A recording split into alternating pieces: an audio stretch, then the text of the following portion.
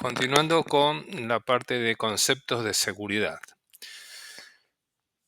Vamos a repasar donde decíamos que las políticas de seguridad surgen como una herramienta organizacional para concientizar a cada uno de los miembros de una organización sobre la importancia y la sensibilidad de la información y los servicios críticos que favorecen el desarrollo de la organización y su buen funcionamiento.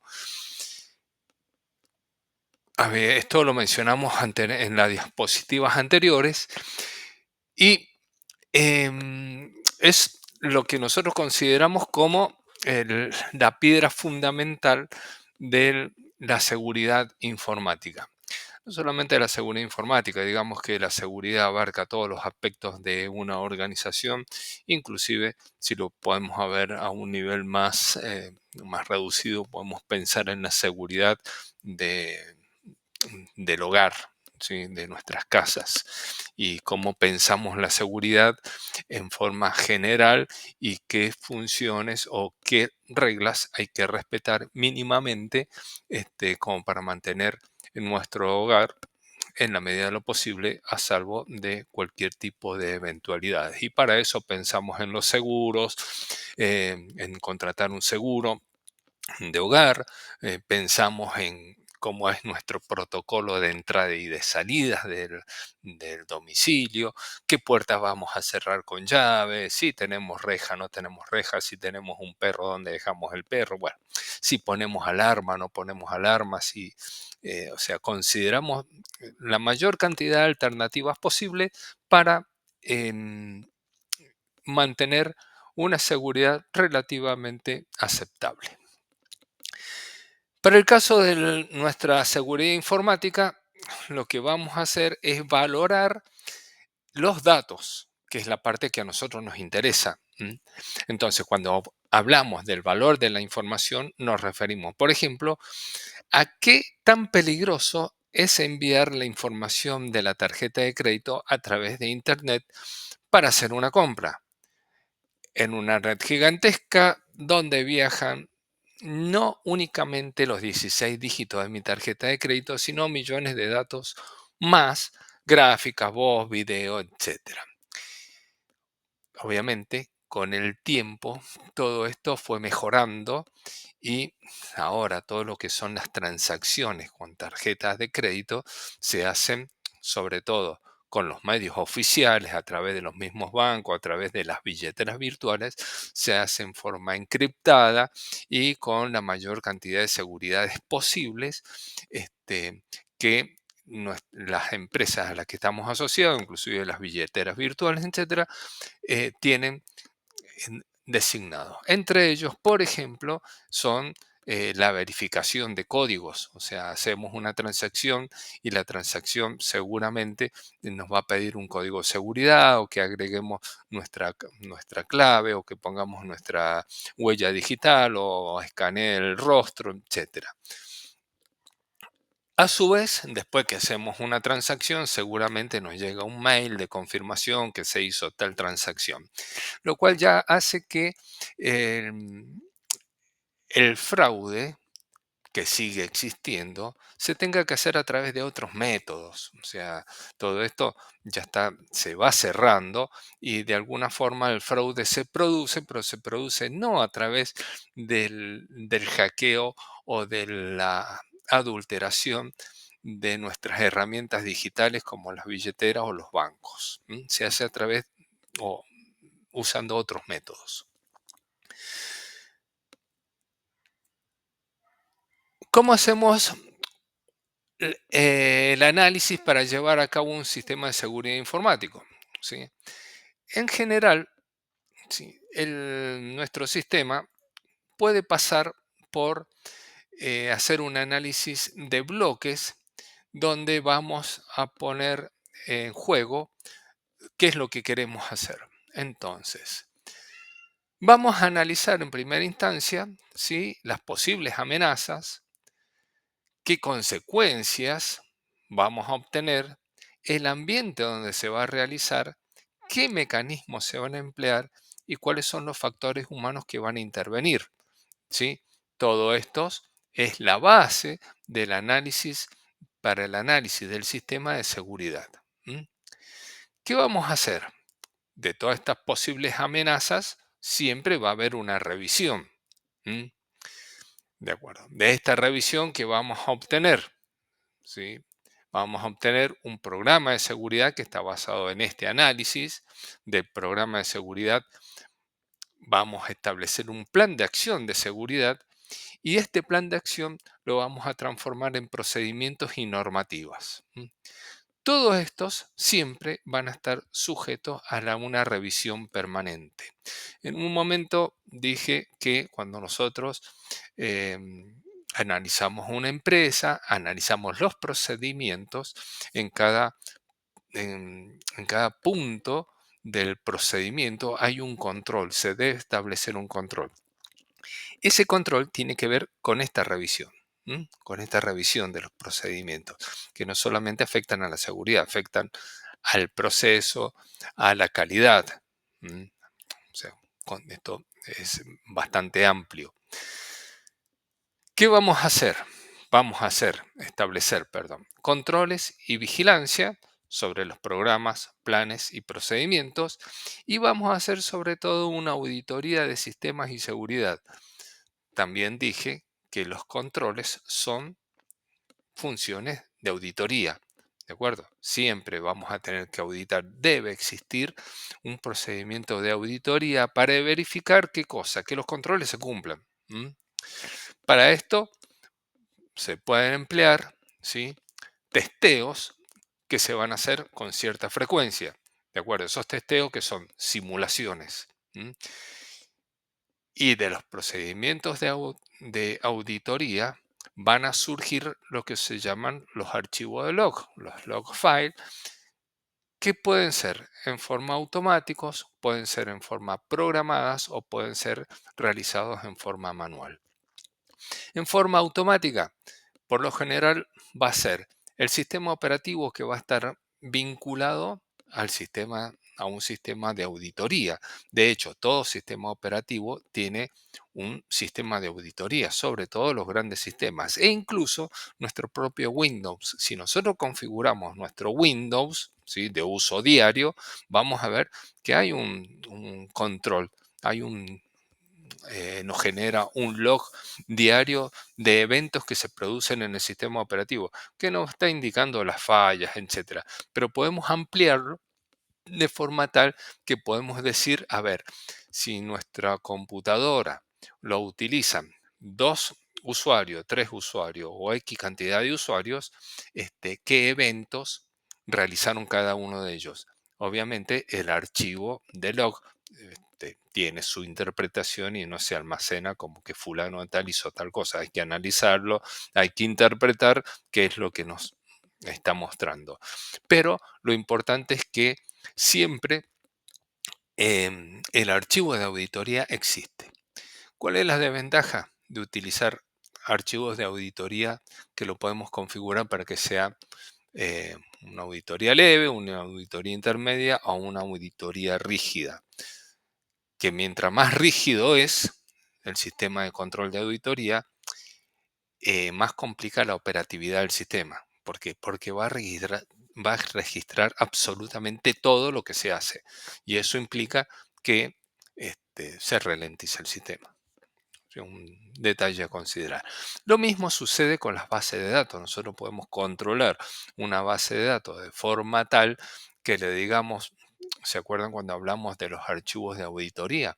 Bueno, ¿sí? O los archivos, los registros diarios, que nosotros podemos crear un registro diario en un proceso y va a registrar todo lo que se hace, ¿sí?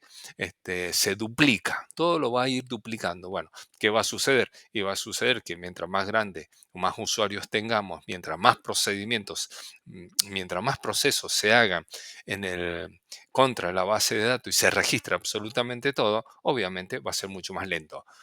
Los bancos, ¿sí?, tienen sus registros de auditorías y hacen esto que estoy comentando. Duplican absolutamente todos los movimientos que se están realizando. Obviamente, los servidores que tienen son servidores lo suficientemente poderosos que tienen un gran rendimiento y hacen que nosotros como usuarios no nos demos cuenta que todas las actividades o todos los procesos que estamos haciendo, o las transacciones concretamente, se están registrando. Lo que saqué, lo que deposité y todo se va duplicando.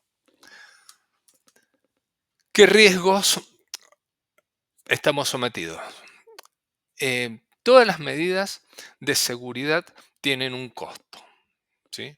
Em, Nosotros vamos a hacer un análisis de riesgo y en ese análisis de riesgo tenemos que categorizar cuáles son los riesgos más importantes a los que pretendemos atacar o a los que pretendemos darle solución en primera instancia, ¿sí? Establecemos una jerarquía de riesgos y para darle solución, ¿sí?, a un riesgo potencial, hay que aplicar una medida de seguridad. Esa medida de seguridad, ¿sí?, tiene un costo. ¿De acuerdo? Y va a llegar un momento donde vamos a evaluar si el costo de darle solución a tal riesgo es mayor que la ejecución del riesgo. ¿M? Si esto se produce, obviamente, cuando hacemos el análisis de costo, esa medida de seguridad para ese riesgo, que puede ser un riesgo intermedio, lo podemos llegar a bajar. Depende cuál sea el impacto de la ejecución de ese riesgo. ¿De acuerdo? Em, Todo esto, lógicamente, eh, tiene todo un análisis que el analista de seguridad se tiene que dedicar a hacer y poder establecer cuáles son las potencialidades de ejecución de esos riesgos, cuáles son las medidas de seguridad y cuáles son los costos asociados. Y en base a eso, tomar la mejor decisión posible. ¿Para qué? Para que el costo-beneficio sea razonable. ¿M? ¿Qué niveles de trabajo vamos a considerar? ¿Sí? Vamos a considerar la confidencialidad de la información, la integridad, la autenticidad, el no repudio, ¿sí?, la disponibilidad de los recursos de la información, la consistencia, el control de acceso y la auditoría. La confidencialidad se refiere a que los datos no deben ser trascendidos. Por ejemplo, puede ser que nuestros datos, ¿sí?, los datos personales, supuestamente, eh, no deben ser conocidos o no deben ser trascendidos, este, al público en general. ¿M?